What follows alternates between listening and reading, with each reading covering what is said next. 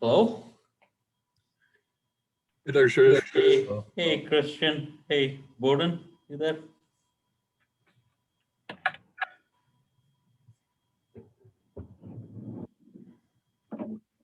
Let me quickly put this together.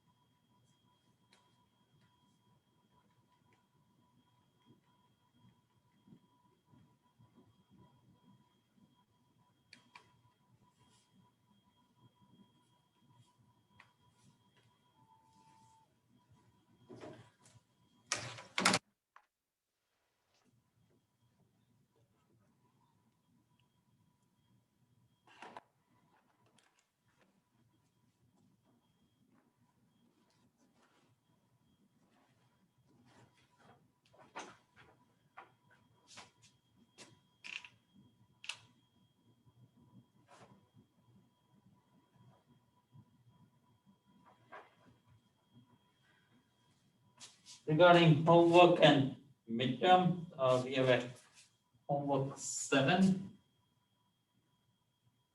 That's due March 26th. That's a Friday. And the same day as the exam also. So it's midterm 2, March 26th, Friday. There was a question about what homeworks will the midterm cover. This will cover homeworks 4 to 7, so including 7. And I'm going to be grading all this probably by end of today, if not earlier. And I should also say, if you want to make sure that you have homework 7 graded before midterm 2, just make sure that you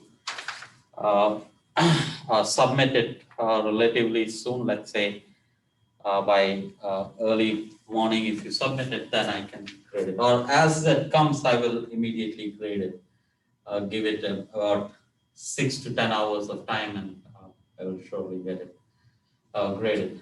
And to that end, I also wanted to talk about midterm 2. Earlier on Friday, I made the point that I'll make it in class, but then on reconsideration, I'm going to make this online, because I was thinking about the whole course as such. This is the second semester, and you are all, I think, I don't see there will be a significant difference whether you do it there or here. You're all consistent with your grades. When I say no, don't take help, I think you're not taking help. So we'll stick to that. So it's going to be an online exam, but that doesn't mean that it's going to be any different. I'm going to design it exactly the same way. It's just that it will be administered without me standing there, and it's expected that you don't misuse the liberties involved in that. So is that clear? So it is going to be an online exam. That means you can you just download it, right? Download the exam and submit the exam. So it will be available for download surely by 2 p.m. on Friday. It might even be available earlier, and I haven't yet decided. Most probably it will be flexible. The uploading time will be flexible. It won't be a exact 50 minutes time. So you can take your time, but probably not more than the whole day. It will be available sometime before 2 o'clock, and it will be due by midnight. Is that reasonable? Clear? Yeah, that sounds okay. Yeah, that's good. Yeah, submit by midnight, let's say.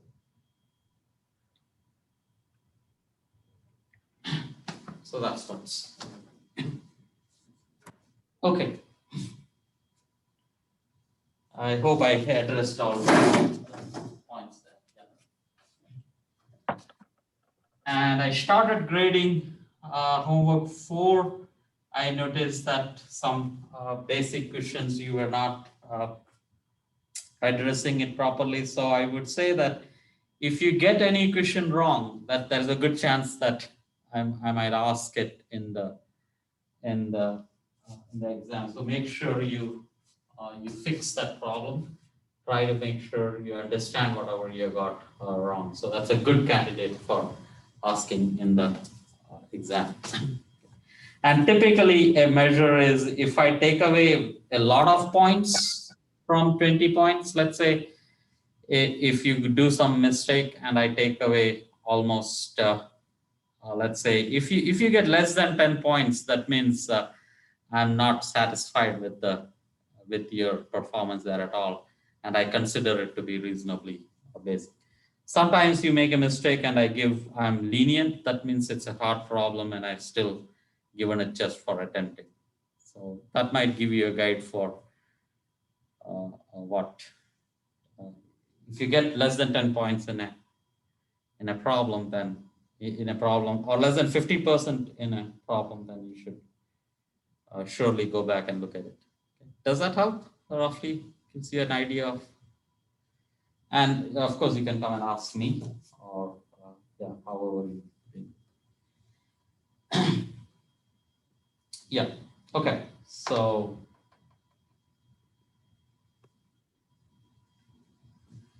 yeah, so we were doing Lorentz transformations.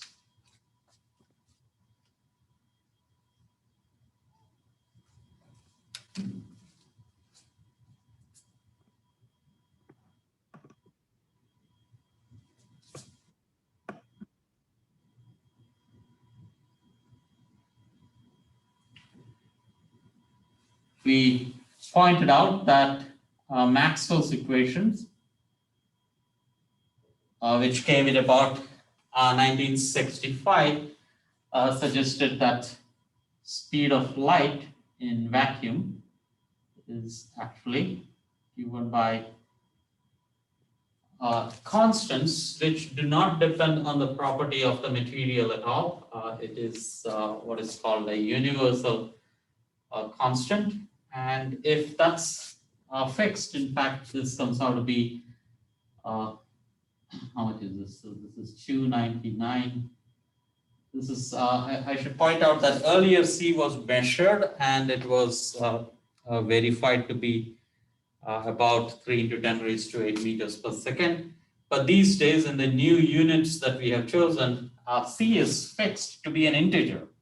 So it is an exact integer that I'm writing, 298 and then 458, I think. What is this? 452 probably? Anyone remembers the speed of light? You all decimals? Yeah, I think it's 458 or maybe it's 452, I don't remember. So, but this is an integer, that's it. There is no, it's not an approximation, that's what I'm trying to say this is a recent thing in the last 10 years, they changed the way quantities are measured. So this is approximately to 1 sig digit.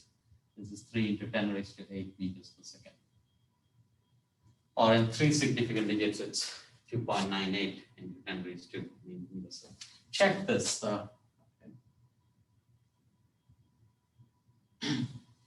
And mu naught, we said, was 4 pi into 10 raised to minus 7 Tesla meter over amp, and that fixes your epsilon naught.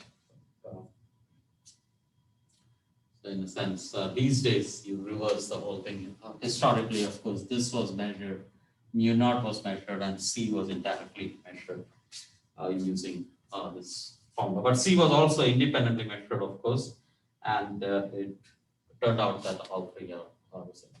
But once we have this to be a constant, the idea was that with Galilean relativity, but Galileo told us that if you have two cars moving with velocity v1 and v2, then the relative velocity is v1 minus v2.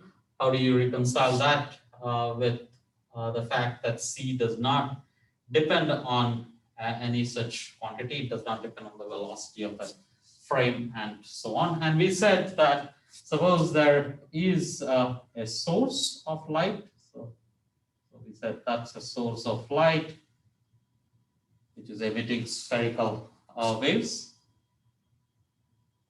And if it comes here, and this is an observer. So this could be, we said this is a distance r, and it travels this distance r in an amount of time which we say is t. And that's a coordinate system that measures it. And we said that let us measure this event with respect to a frame. So that's an observer. And along the same line, if we say this is our z-axis, there is another observer which is moving. This observer is moving with velocity v. Oops, I think I did not move it. So that's an event that is happening between two points in space and time. And that's being observed by two people standing on a line, along a straight line, with one person moving along the direction of the line, which we choose to be our z-axis, with a velocity v. And this process involves a speed, which is the speed of light. You would say that, oh, if this person measures it to be speed of light and the distance and time are related to that, then the quantity measured by this person will be different. So we are going to say that this person measures distance r and time t. And here we are going to say distance r prime and t prime. Earlier, the point is that you would have changed the speed, right? If someone is moving, then if you believe in Galilean relativity, then t is equal to t prime, and the interpretations are different. Here we would say that one observer says r is equal to c times t. Distance over time is speed of light. But in the second frame also, say this is r prime is equal to c t prime.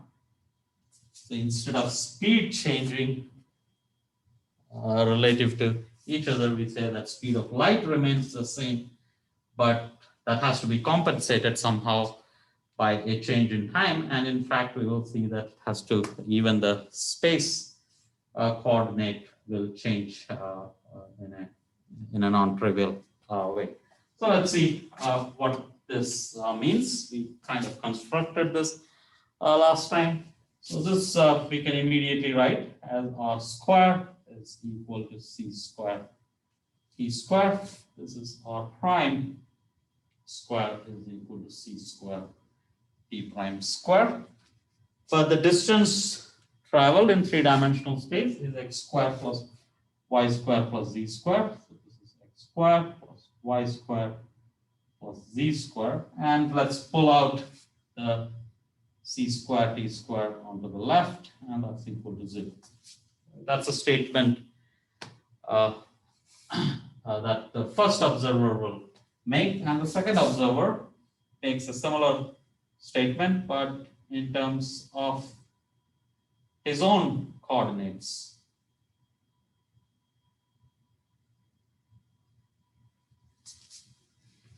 It is good to think of this as delta t, right? So there are two events, right? So always between two events, there is a difference in time and difference in position. So this should be thought of as delta t, and this as delta r, right? So it is, but we are choosing one of them to be origin, which is common for both. Right? So it's a small simplification we are using, but that's not really important, and there is no approximation involved in that in case that worries you at all. So it's just for simplification. So in principle, this is x minus x naught square, y minus y naught square, z minus z naught square, and t minus. So we are all talking in terms of change in positions and change in times. So the proposition here is that how can we get this kind of a observation between two different observers? So we say, let's get the simplest solution out. There are lots of solution possible here. So let's say this is x prime remains the same, and this is based on physics. Now, why are we proposing such a transformation? Because we would like physics to stay still. And this can be justified also based on various requirements that when you're moving in the opposite direction, this whole velocity should transform in a v is equal to minus v transformation should satisfy that. But let's just require this as a requirement from physics, then we don't have to bother so much. Y prime is going to be equal to y. That means when we are going in the z direction, x and y is not changing. It's only if you're traveling in the z direction, it's only the z coordinates that's going to change.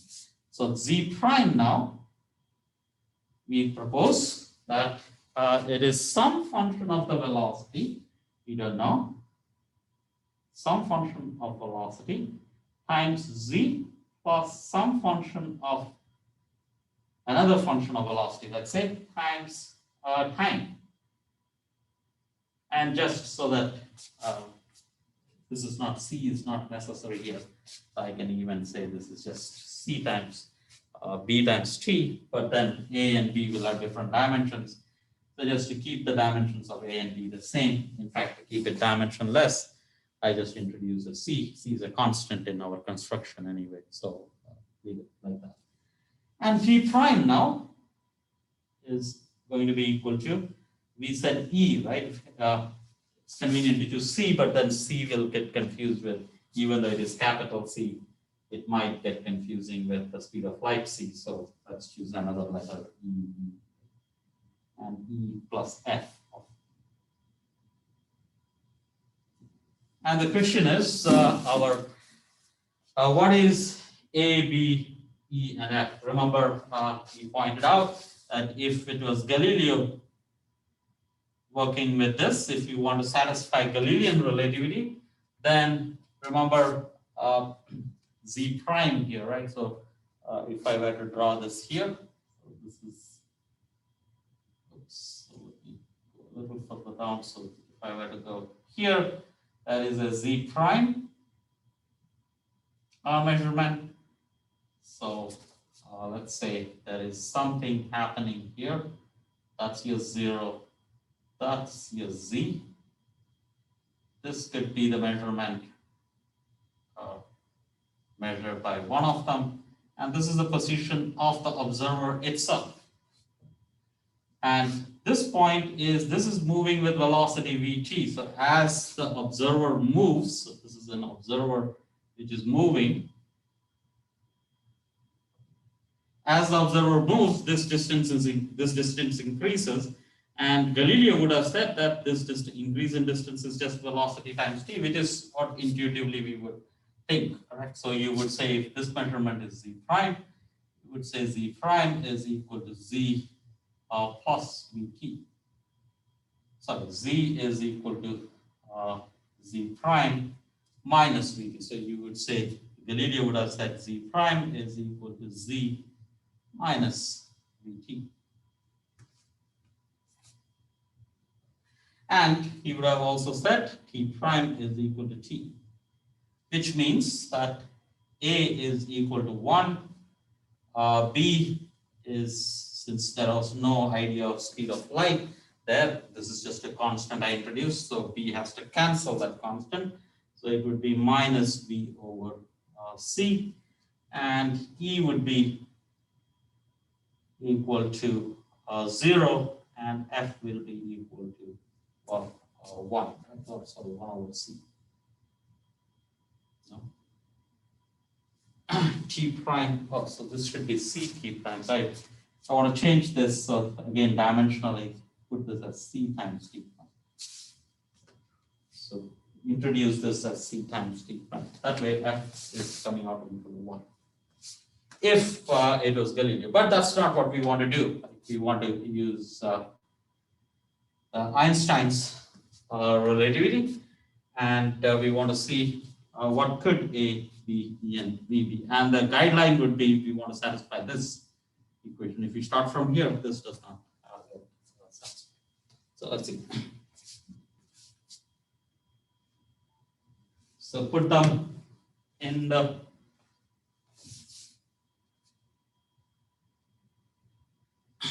equation. So we start with x prime square plus y prime square plus z prime square minus c square t prime square, and put in our proposed transformation.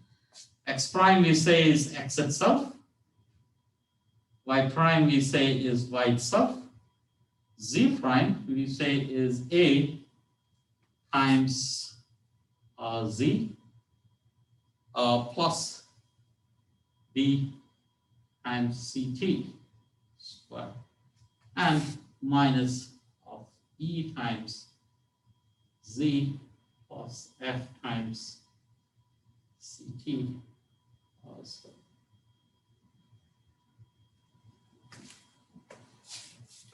Put this, collect the coefficients. So we have x square plus y square plus z square comes from two places, right? It can come from the square here, or it can come from there.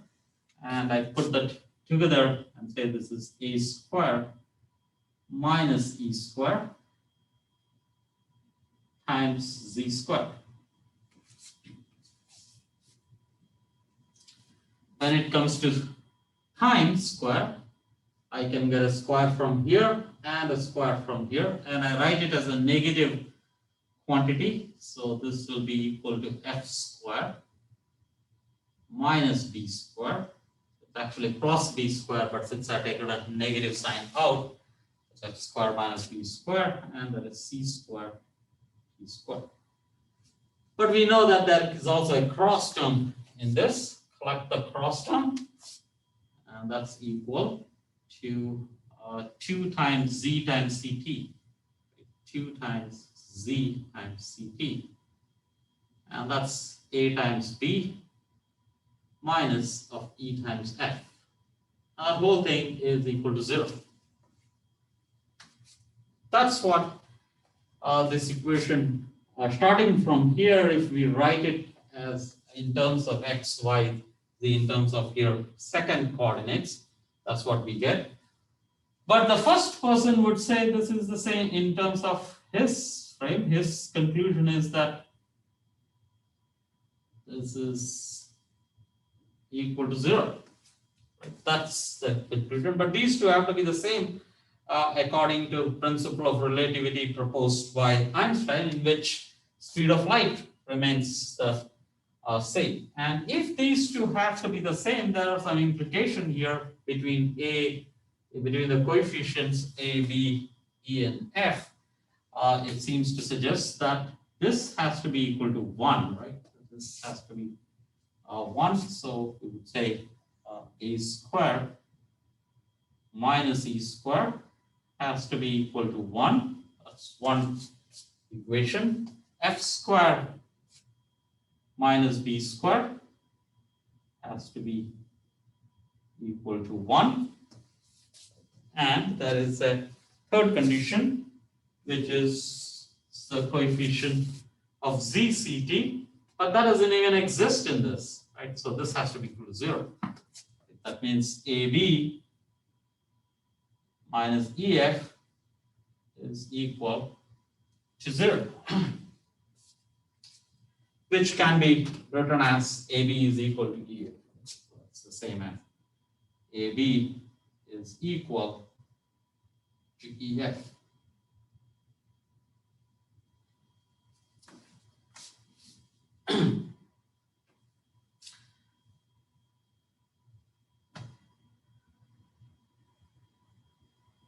So that's the requirement. What can we say about this? Notice, first of all, that there are 4 unknowns, right? We are talking about 4 unknowns here, A, B, E, and F. So if you want to solve it completely, we need to have 4 equations. But we don't have 4 equations here. We only have 3 equations, so we won't be able to solve it completely. That's one thing we should accept right away. But let's see how much we can learn. Like maybe we can say a good bit. And then to a certain, since we already introduced the physical requirements of this transformation, then we will say, okay, what do we expect? And use physics to get the final form. So let's start from the first equation. And let's substitute equation 3 in here. So let's say these 2 equations together imply. So let me substitute E in here. So that's A square minus E here is AB over F. So that's AB over F, the whole square, has to be equal to 1. That should be true. It seems to suggest that I can pull out an A square. And then I have 1 minus B square over F square is equal to 1. Put this together. So this is A square over F square times F square minus B square is equal to 1. But F square minus B square is already 1 according to the second equation here, right? That suggests that F square minus B square is 1, so that's already 1, we know. So that seems to suggest that A square is equal to F square. That means A is equal to plus or minus F. So let's choose F to be positive, right? So let's say A is equal to F. Notice we are just looking for one solution, and it seems like there are other solutions which we will come back and maybe in another context say that actually there are only 2 solutions. One is Galilean relativity and another is Einsteinian relativity. That's another conclusion altogether. But here we are just looking for one solution. So let's say A is equal to F. So, so we have shown that 3 equations and A is equal to F. But if A is equal to F, it also means using the third equation that B is equal to E, right? So this immediately implies that B is equal to E.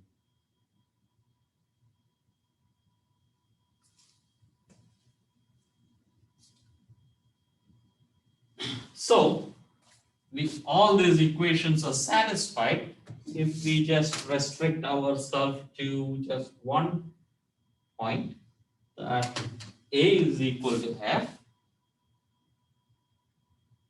B is equal to E, which automatically satisfies this, because B is equal to A is equal to F. So this equation is satisfied. These 2 equations become identical then. So if we restrict ourselves to this, there are only 2 unknowns, with the idea that A square minus E square is equal to 1. So A and E are the only unknowns, right? B and F are determined by that. Again, remember, we cannot go further, right? Because we have only one equation now, and there are two unknowns, and that's what we are stuck with. But at least bring it down to one parameter so that we can deal, at least the interpretation we can deal with in one parameter. And for that purpose, since this is a constraint of this kind, a square minus e square is equal to 1, it is convenient to think of hyperbolic functions. Remember that cosine hyperbolic theta minus sine hyperbolic theta square is equal to 1. Right? This is unlike trigonometric functions where cosine square theta plus sine square theta is equal to 1. Here it's a negative sign. This is hyperbolic theta, and they satisfy that requirement. So it seems like if we were to propose, this is just a mathematical trick, not really necessary, but this makes the algebra a little nicer. So what we are suggesting is that A is equal to cosine, if A is equal to cosine hyperbolic theta, then F is also cosine hyperbolic. And B, which is equal to E, is equal to sine hyperbolic theta. So our transformation that we talked about is Z prime is equal to some parameter theta. We don't know that. We have to connect that with physics at this point. So this is, you're saying whatever that is going to satisfy this plus sine hyperbolic theta times Ct, and C times T prime is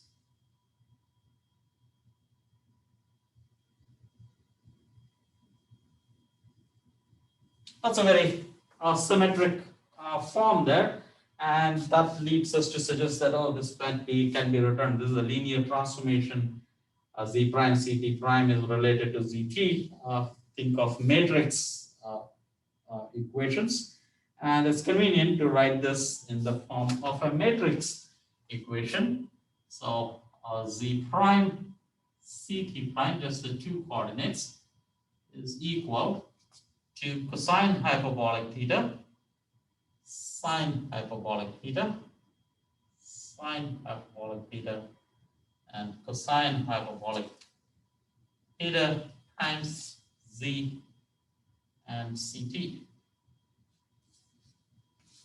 Right, that's the same information content. In fact, remember there are x prime and y prime also, right? So we shouldn't forget that. So in principle, this is this should be written as x prime, y prime, z prime, ct prime. So the 3 space and 1 time, and our transformation is only in one direction. In general, it could be in more directions. So this is 1, that's 0, that's 0, that's 0. Z prime does not depend on x and y. So that's 1, sorry. That's 0 cosine not here. 0 cosine hyperbolic theta, sine hyperbolic theta, 0, 0 sine hyperbolic theta times cosine hyperbolic. And that's your complete transformation, right? X here, y here, z here, ct. But often, or it is convenient to not write x and y because x and y remain the same, right? So it's completely decoupled system, and often we, at least at this stage in this a more advanced system, we would like to know what happens to all these if the transformation was not along the z-axis. If it is along some direction which is not along the axis, we can write that, but that's a little more tedious to derive than here. So we will confine our attention to this transformation. And what is it in Galilean limit, right? If Galileo would have said in this way, so this would have been z prime, ct prime would be equal to cosine hyperbolic theta. So this is z times ct, right? So it would be just z, and this would be just v. But since there is a c there, so that will be v over c. And t prime does not depend on c, and this would be just 1. That's what Galileo would have suggested. And this is what you should get in the limit, like if you start from here, somehow if you take c tends to infinity, our hope is that you will get that, but that's not very obvious at this stage. So with all that physical implication there, the proposal that Einstein made was that the angle theta that we introduced here, the hyperbolic angle theta, has to be, so this is physics, right? This is a lot of insight went into this.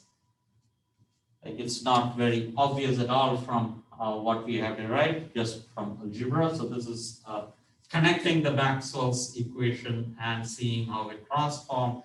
And just for consistency, if you want Galileo relativity, Newtonian physics, everything to be consistent in a certain manner, Einstein proposed that tan hyperbolic theta, not the cosine hyperbolic, not the sine hyperbolic that shows up there, should be related to the velocity as v over c. So that's so remember there were 4 unknowns there, a, b, c, d.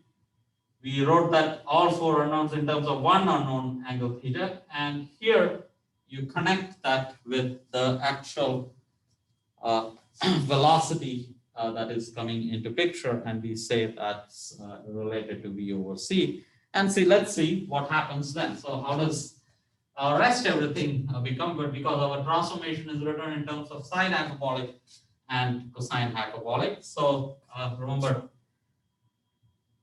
tangent hyperbolic is related to secant hyperbolic using 1 minus, right? So 1 minus tangent hyperbolic square theta is secant hyperbolic square theta. In trigonometry, this would be 1 plus. Right? Trigonometric functions satisfy 1 plus tan square theta is secant square theta. But that's because sine square over cosine square, sine plus cosine square is 1. But here it is cosine square minus sine square. So due to that minus sign, again, this flips its sign. If that is the case, then I can replace this in terms of secant square, right? So this is 1 minus secant hyperbolic square theta is equal to v square over c square. And that means secant is 1 over cosine hyperbolic theta.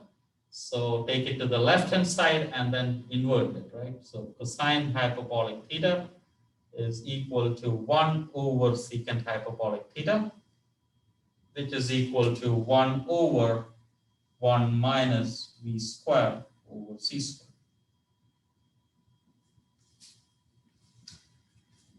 This construction is going to appear in our analysis again and again. So we will call this gamma. So that's a gamma. So I will have difficulty writing that. So bear with me. So that's gamma, right? So the Greek letter gamma. It's Greek gamma.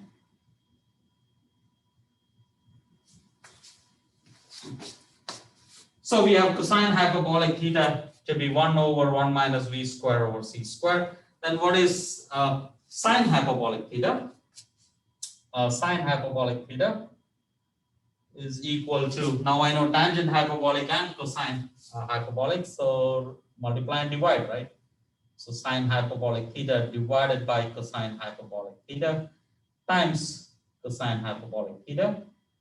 That's tangent hyperbolic theta is V over C times 1 over 1 minus V square over C square. That's our transformation. Let's introduce a couple of notations here. Let me move to the other side of the board.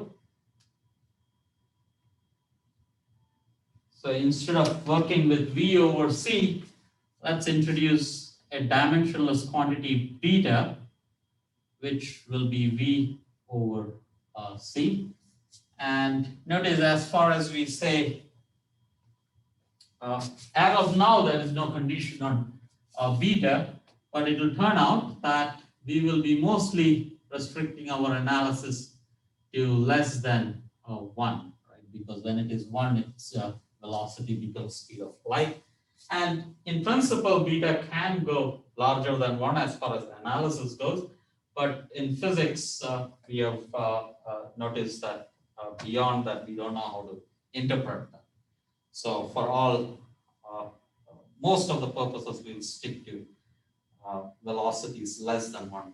In one of your homework problems, you do analyze what happens when it goes faster than light, and there are interesting things that come out, but that's just for fun in your homework. So this will be less than 1.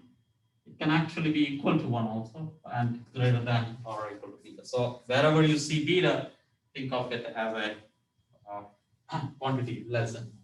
What about gamma? So gamma is equal to V over C, 1 over 1 minus V squared over C squared. If beta is less than 1, so that's the same as 1 over 1 minus beta squared. If beta is less than 1, so this quantity will always be less than 1 in the denominator. If the denominator is always less than 1, the quantity will always be greater than 1. So this is always greater than or equal to 1. In fact, when beta goes to 0, gamma actually goes to 1. And as you increase your velocity, gamma keeps going from 1 to all the way to infinity. So gamma is greater than or equal to 1 and is less than infinity.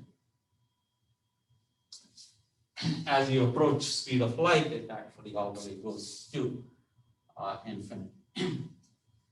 In terms of our transformation, then, so what is sine hyperbolic theta?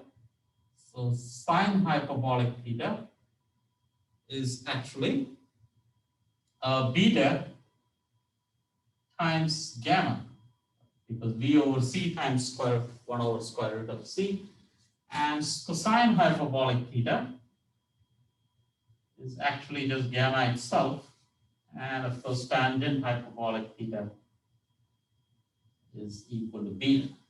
That's our, in terms of the artificial parameter we introduced, the angle theta, that's our relation. So what is the Lorentz transformation? So the transformation that we talked about, which we will call it the Lorentz transformation,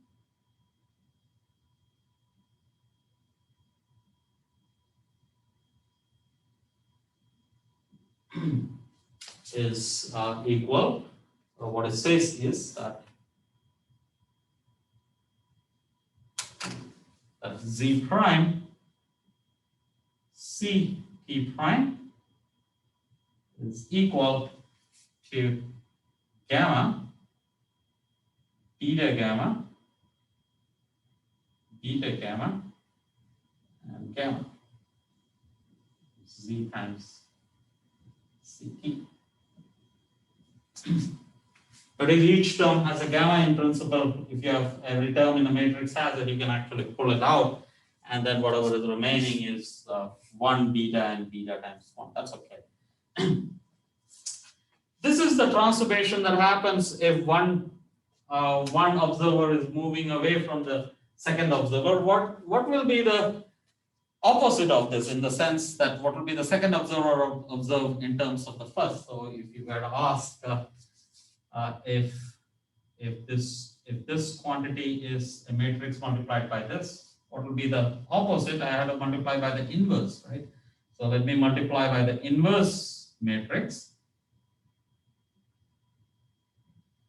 times Z prime times CT prime is equal to, since I'm multiplying by the inverse of this matrix, that will just become 1 and I'll get Z times CT, which leads to the question, what is the inverse of that matrix? And that's equal to, remember how you find your inverse of a matrix, gamma times beta gamma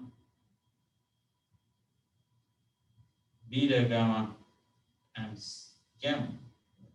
I'm finding the inverse of that, so that's a notation.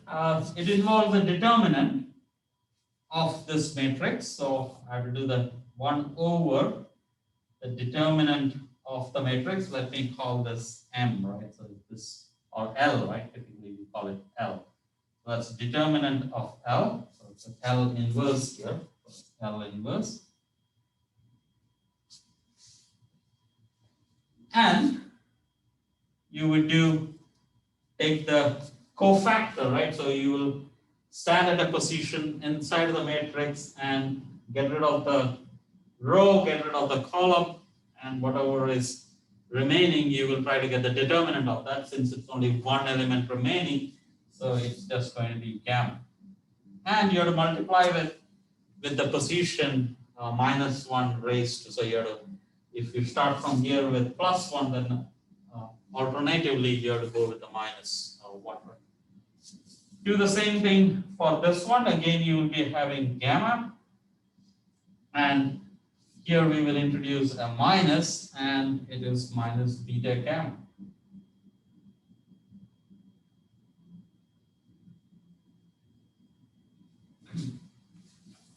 What is the determinant of L? Determinant of L is equal to,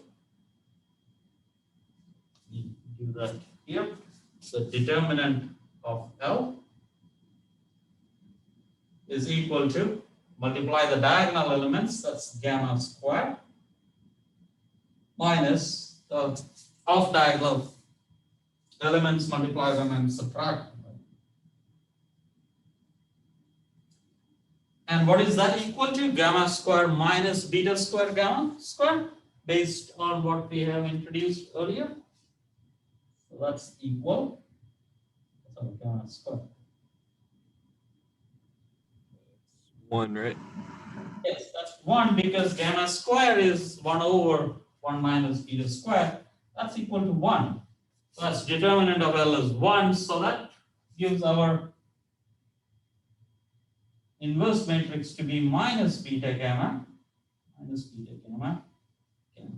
It is nice because what it says is that if one observer measures something happening with a velocity v, the other observer gets the same thing if you replace everything with minus v, right? In the opposite, when a car is going in the opposite way, everything is actually going with negative velocity, if you want. So beta going to minus beta is nothing but velocity going to minus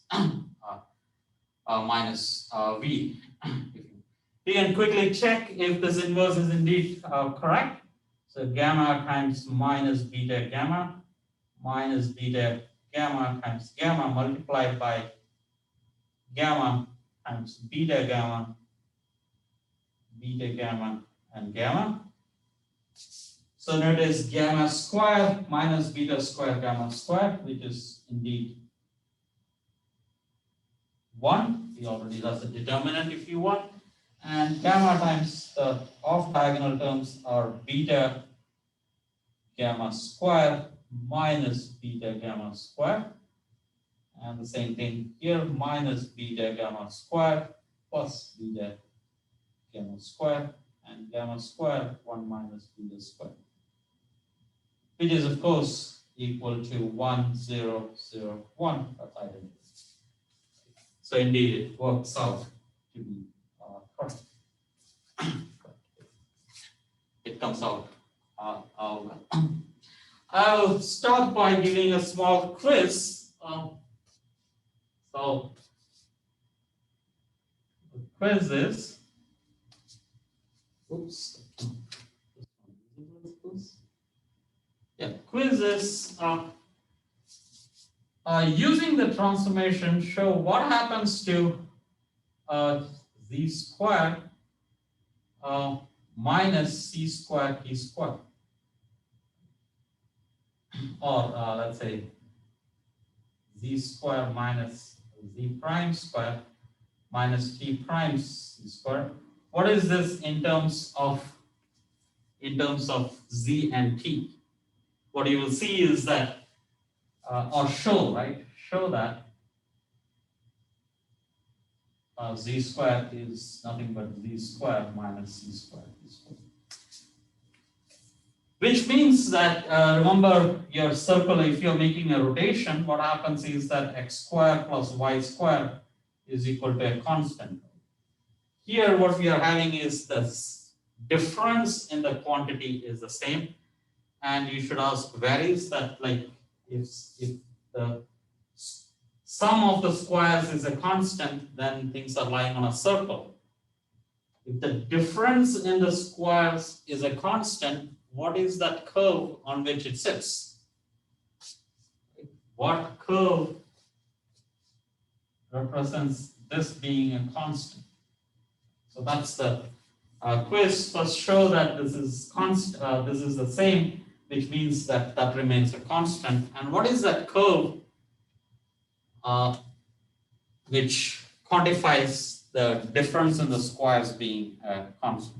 Sum of the squares being constant is a circle. Difference in the square, what is that equal to?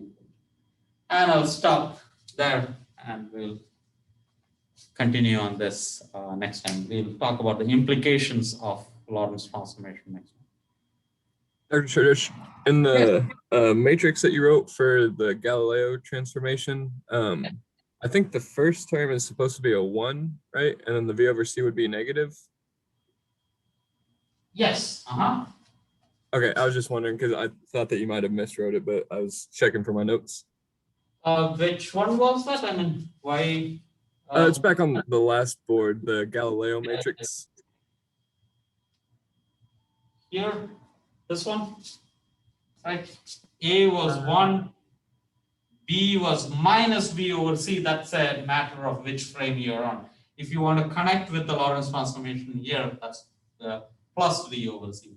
Remember, I could have gone this way or that way, right? It's a matter of physics-wise, how do you connect with it? So tan hyperbolic theta, I connected it with plus V over C. Is that your question? Yeah, kind of. I thought that you had just written the actual matrix version of that transformation somewhere. You might have erased it. Oh. I think, yeah, I erased. Oh, here. Yeah, here. I think, is this what you mean? Yeah, well, when you wrote it the first term. Yeah, this one? Yes, yeah. So there, the first term should be a 1, not a Z, right? Yeah. And then the V over C should be negative.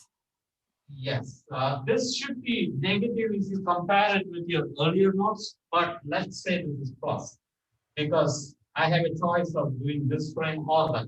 Okay. Yep. I want to connect it with whatever we are doing now here, so let's say this is plus. Okay. Yep. But that's just a choice. It doesn't affect me. So Right. Yeah. Yes. That does make sense. Yeah, this should be 1. Good point. Yeah. Okay. And I somewhere else said it is minus V, but that was while I was trying to convince you that it goes the wrong coordinate. But let's keep it plus. Okay. Yep. That definitely makes sense. Yeah. Okay. Thank you. Yeah, we'll talk about the implications. Okay. Thank you. Good.